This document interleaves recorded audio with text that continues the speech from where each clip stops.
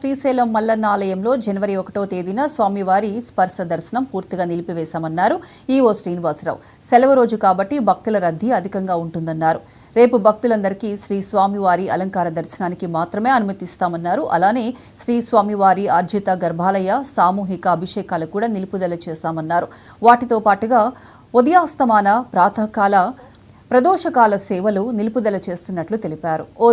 అయితే భక్తుల రద్దీ దృష్ట్యా సర్వదర్శనం క్యూ లైన్లోని భక్తులకు ఎటువంటి ఇబ్బందులు కలగకుండా ఏర్పాట్లు చేశామన్నారు ఆలయ ఈవో శ్రీనివాసరావు.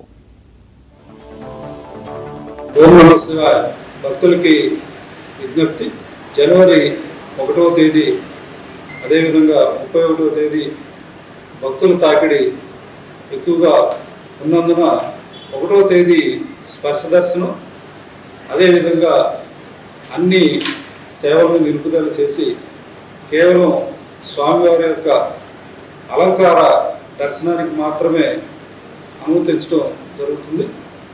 గర్భాలయంలో ఆర్జిత సేవల్ని నిలుపుదల చేయడం జరిగింది.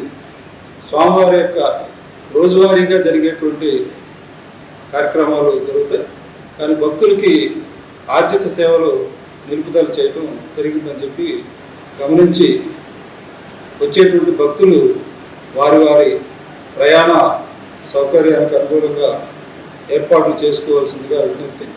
స్పర్శ దర్శనం అదేవిధంగా అంతరాలయంలో జరిగేటువంటి సేవ అన్నింటిని కూడా నిలిపివేయడం జరిగిందని చెప్పి తెలియజేస్తున్నాం.